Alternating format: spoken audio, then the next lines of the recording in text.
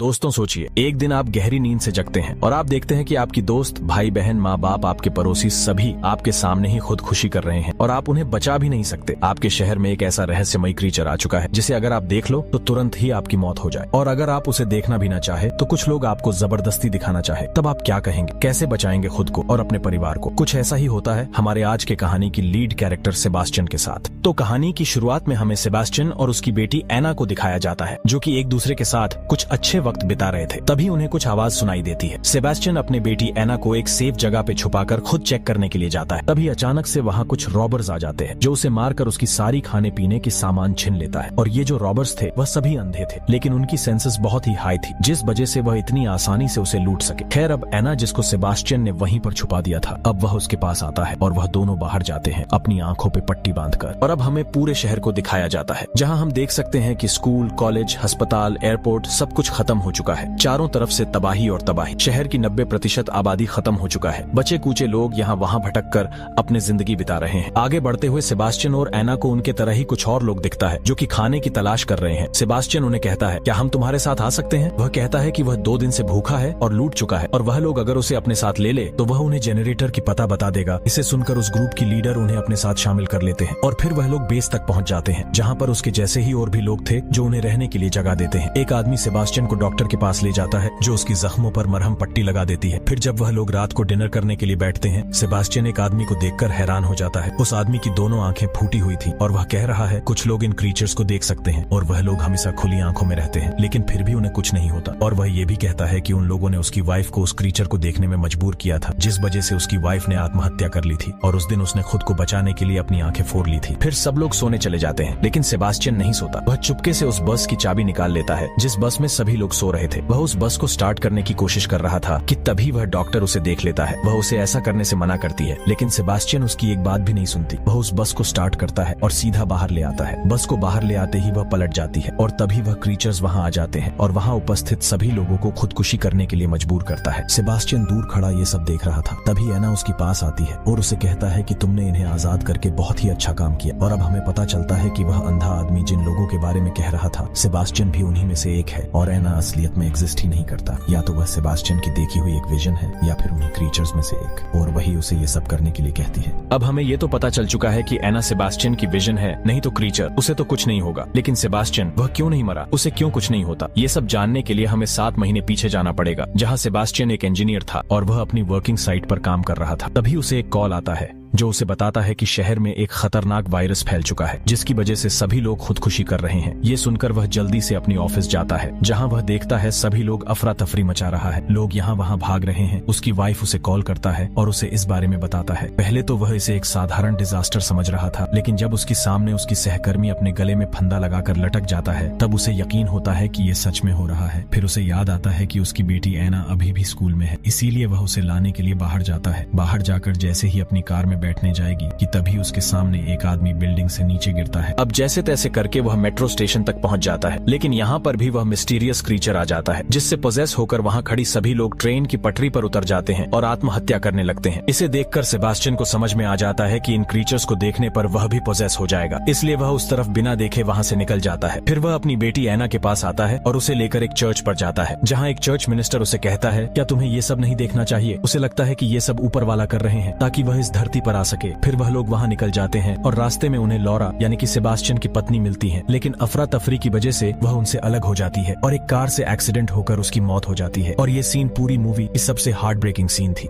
अब वह बाहर जाता है और उसे बाहर एक लड़की दिखती है। जैसे ही सेबास्टियन उसकी आंखों की पट्टी हटाने जाता है, तभी 2 कुत्ता उस पर हमला कर देते हैं। इसलिए वह फिर से अपनी वही पुरानी तरीका आजमाने लगता है। वह उनसे कहता है, मैं तुम्हें जेनरेटर के पास ले जा सकता हूँ अगर तुम लोग मुझे अपने साथ ले जाओ। पहले तो उनको उसकी बातों का विश्वास नहीं होता, लेकिन थोड़ी बहुत सोचकर वह लोग उसे अपने साथ ले लेते हैं। ये सभी लोग एक हैदर पर रहते हैं। हैदर मतलब एक बंकर। अब वहाँ पहुंचकर रफा नाम की एक लड़का उसे पूछता है कि वह यहाँ तक पहुंचा कैसे और इतने दिनों तक बचा कैसे, जिस पर सेबास्टियन बताता है कि वह एक ग्रुप के साथ था और वहाँ पर एक दिन कुछ लोग आते हैं जो क्रीचर्स को देख सकते हैं, और उन लोगों ने दूसरों को भी जबरदस्ती दिखाया, जिस वजह सभी मारे गए, लेकिन वह छुप गया इसलिए वह बच गया। फिर रफा उसे जेनरेटर के बारे में पूछता है, जिस पर एना सेबास्टियन को कहता है अगर वह उनको जेनरेटर की लोकेशन के बारे बताया तो 1-2 लोग ही उसके साथ जाएगा, और अगर वह उनके बिना ही वापस आया तो उनको उस पर शक हो जाएगा। इसलिए सेबास्टियन उसे कहता है कि मुझे जनरेटर के बारे में कुछ नहीं पता, मैंने अपनी जान बचाने के लिए तुमको झूठ बोला था। उस ग्रुप में एक जर्मन लड़की थी जिसकी लैंग्वेज किसी को समझ में नहीं आ रहा था। सेबास्टियन जर्मन लैंग्वेज समझता था, इसलिए वह उस लड़की की कही हुई बातों को ट्रांसलेट करता है। वह लड़की उसे बताती है कि वह और उसकी माँ यहाँ वेकेशन पे आए थे। वह लोग एक शिप पे थे और तभी वह क्रीचर वहाँ पर आ गई, जिसे सभी लोग अपने आप को मारने लगे। लेकिन उसकी मम्मी ने उसकी आंखों को कवर करके उसे एक सेफ जगह ले गई। वह और भी कहती है कि कुछ लोग कह रहे थे कि वह लोग किसी ऊंचे जगह पर जाने वाले हैं जहाँ सभी सेफ रहेंगे। अब ऊंचा जगह के नाम सुनते हैं उन्हें एक कास्टल की ख्याल आता है जहाँ जाने का सिर्फ एक रास्ता है और वह है कंडोला, यानी कि तार पे लटकने वाली झूले। अब सेबास्टियन इस मौके की फायदा उठाते हुए उन सभी को कहता कि हमें वहाँ जाना चाहिए, लेकिन कुछ लोग उसकी इस बात पर एग्री नहीं करते, जिस पर सेबास्टियन उन्हें कहता जिन लोगों को जिंदा रहना है वह मेरे साथ आ सकते हैं। पहले तो वह लोग राजी नहीं होते, लेकिन खाने की शॉर्टेज को देखते हुए वह लोग भी जाने के लिए तैयार हो जाते हैं। इसके बाद वह सभी कास्टल के लिए निकल जाते हैं और वह लोग एक जगह रात बिताते हैं। सभी लोग जब सो जाते हैं ठीक तभी सेबास्टियन रफा और ऑक्टेवियन के कुत्तों की आंखों के पट्टी को काट देता है। अब अगले दिन जब सभी लोग वहाँ से जाने लगते हैं ठीक उसी वक्त वह क्रीचर्स वहाँ पर आ जाते हैं और तभी वह दो कुत्ते जिनके पट्टे कट चुके थे वह वहाँ से भाग जाते हैं और अब उन लोगों को एक मिस्टीरियस आवाज सुनाई देने लगते हैं जो उनको अपनी आंखों की पट्टी खोलने के लिए कहती है। लेकिन जैसा कि हमें पता है कि ये सब उस क्रीचर की चाल है, तभी रफा को अपनी कुत्तों की रोने की आवाज सुनाई देती है जिससे वह अपनी आंखों की पट्टी को खोल देती है और अब वह भी पोजेस हो जाता है और उसी वक्त खुद को खत्म कर लेती है। अब ये आवाजें सोफिया को भी सुनाई देने लगती है जिसमें उसकी माँ उसे पुकार रही होती है। माँ की आवाज सुनकर जैसे ही वह पट्टी खोलने जाएगी ठीक तभी ऑक्टेवियो उसे रोक लेता है और सभी को एक बिल्डिंग के अंदर ले जाता है। अब वह अभी उस बिल्डिंग में छुपते हैं और सोचते हैं कि क्रीचर्स आने पर हमें अपनी लव बर्ड्स की आवाज कैसे सुनाई देती है, जिस पर ऑक्टेवियो उन्हें कहता है कि ये एक ऑब्जर्व इफेक्ट है और जब तक हम उन्हें ऑब्जर्व ना करें तब तक वह क्रीचर्स हमारे पास नहीं आ सकते और जब हम उसे ऑब्जर्व कर लेते हैं तब वह हमारे ब्रेन में घुसकर हमें वह आवाजें सुनती है। इसके बाद सेबास्टियन सोफिया के पास जाता है जो रो रही थी, इसलिए सेबास्टियन उसे अपनी बेटी की लॉकेट को दे देती है और तभी हमें एक और फ्लैशबैक दिखाया जाता है 7 महीने पहले का, जहाँ पर सेबास्टियन और उसकी बेटी के साथ एक घर में छुपा हुआ था और तभी वहाँ पर क्रीचर्स को देखने वाले लोग आ जाते हैं और इन सभी का लीडर वही चर्च मिनिस्टर होता है जो कि लोगों की माथे पर आंख बनाकर उन्हें क्रीचर्स को देखने में मजबूर करते हैं। लेकिन सेबास्टियन किसी तरह से चुपके उनसे बच जाता है। कहानी फिर से प्रेजेंट टाइम में आता है और सेबास्टियन को कहता है कि वह लॉकेट उसने सोफिया को क्यों दिया, वह तो मेरी चीज थी। तभी वहाँ पे क्लियर उससे बात करने आती है और उसे कहती मुझे मेरी भाई की आवाज सुनाई दी थी और वह मर चुका है। वह और भी बताती है कि ये सब उन्हीं क्रीचर्स का काम है जो उन्हें तोड़ने के लिए ये सब कर रहे हैं। एना उसे इन सब बातों की यकीन करने से मना करती है क्योंकि उसे लगता है ये सब सुनकर सेबास्टियन का बिलीव टूट जाएगा और वह वापस से होश में आकर सही गलत समझने लगेगा। अब सब अपने अपने जरूरी सामान ढूंढने लगते हैं कि तभी एना सेबास्टियन से कहती है कि तुम्हें अभी के अभी एक इंसान को मारना पड़ेगा। इसलिए वह ऑक्टेवियो को कहता है कि वह अपनी आंखों के पट्टी को खोल ले क्योंकि विंडो बंद है, लेकिन असलियत में विंडोज बंद थे। अब ऑक्टेवियो जैसे ही अपने आंखों की पट्टी को खोलती है वह क्रीचर्स उसे भी पोजेस कर लेता है और वह अपने आप को मार देता है। सेबास्टियन ये सब होते हुए देख रहा था, लेकिन इस बार उसे खुशी नहीं मिलती। इस बार उसे आजादी के बगैर ऑक्टेवियो का दर्द और एंग्जाइटी दिख रहा था और उसे थोड़ी बहुत सही गलत का फर्क समझ में आने लगता है। उसे महसूस होने लगता है कि ये जो भी वह कर रहा है वह सही नहीं है और एना उसे समझाने की कोशिश कर रही है कि वह जो भी कर रहा है वह ठीक कर रहा है। लेकिन सेबास्टियन को ये सब ठीक नहीं लगता। वह कहता है कि शायद मैं कोई मसीहा नहीं, एक जानवर हूँ, मैं लोगों को आजाद नहीं उन्हें मार रहा हूँ। खैर वह सब वहाँ से निकल जाते हैं और रास्ते में उन्हें एक क्रीचर कंट्रोल किया हुआ आदमी दिखता है जो कि उन पर अटैक कर देता है, जिसकी चपेट में वह ओल्ड कपल आ जाते हैं और वह वहीं पर खत्म हो जाते हैं। तभी सेबास्टियन क्लियर और सोफिया को लेकर एक बिल्डिंग में छुप जाता है जहाँ पर क्लियर को पता चल जाता है कि सेबास्टियन खुली आंखों में भी देख सकता है। वह उसे कहती है कि वह उन दोनों को बचा सकता था। अब क्लियर उस पर गुस्सा होकर सोफिया को लेकर वहाँ से भागने लगती है और रूफ तक पहुँच जाती है, लेकिन उसकी आंखें ढकी होने की वजह से उसे डेड एंड नहीं दिखता, जिस वजह से वह बैल्कनी में नीचे गिर जाती है। तभी सेबास्टियन उसके पास आ जाता है और एना उसे सोफिया की आंखों की पट्टी को हटाने के लिए कहती है, लेकिन अब सेबास्टियन पूरी तरह से होश में आ चुका था और वह उसकी आंखों की पट्टी को नहीं हटाता। तभी हमें 7 महीने पहले की फ्लैशबैक दिखाया जाता है जिसमें वह चर्च मिनिस्टर एना की आंखों को जबरदस्ती खोल देते हैं, जिसे एना खुदकुशी कर लेता है और उसे मरते हुए सेबास्टियन देख लेता है, लेकिन उसे एंजल दिखाई देती है और क्रीचर्स उसे भी प्रोसेस कर लेते हैं और तभी से उसे एना उसकी विजन में दिखने लगते हैं। कहानी फिर से प्रेजेंट टाइम में आता है और सेबास्टियन क्लियर को होश में लाता है। तभी वहाँ पर ब्रेस्ट और उसके लोग आ जाते हैं। एक लड़की उन्हें रोकने की कोशिश करती है, लेकिन सेबास्टियन उसे संभाल लेती है। फिर वह उन दोनों को लेकर एक कार मदद से कंडोला स्टेशन की तरफ बढ़ने लगते हैं। ब्रेस्ट और उस लोग भी उनके पीछा करते हैं। जैसे तैसे करके वह लोग स्टेशन तक पहुँच जाते हैं और सेबास्टियन उन दोनों ऊपर जाने के लिए बोलता है और वह ब्रेस्ट और उसके लोगों को रोक के रखेगा। अब वह अपने आंखों में पट्टी लगाकर ही ऊपर जाने लगते हैं, लेकिन ये उनके लिए बहुत रिस्की था, इसलिए वह दोनों अपने आंखों को खोलकर ही ऊपर जाने लगते हैं। अब ऊपर जाके क्लियर सबसे पहले कंडोला को ऑन करती है, लेकिन ये इस तरफ से ऑन ही नहीं होता। उधर नीचे सेबास्टियन एक कार को ब्लास्ट करके ब्रेस्ट के कुछ लोगों को मार देता है, लेकिन तभी एना उसके पास आता है और उसे गुमराह करने लगती है। लेकिन अब सेबास्टियन पूरी तरह से होश में आ चुका था और उसकी कोई भी बात नहीं मानती। फिर ब्रेस्ट और सेबास्टियन के बीच एक घमासान फाइट शुरू होता है, जिसके अंत में दोनों ही मारा जाता है। और दूसरी तरफ क्लियर कंडोला में लगी घंटियों को बजाने लगती है ताकि कासल के लोग सुन ले, और वह लोग सुन भी लेते हैं और कंडोला को ऑन कर देते हैं ताकि वह लोग यहाँ पर आ पाए। लेकिन तभी क्लियर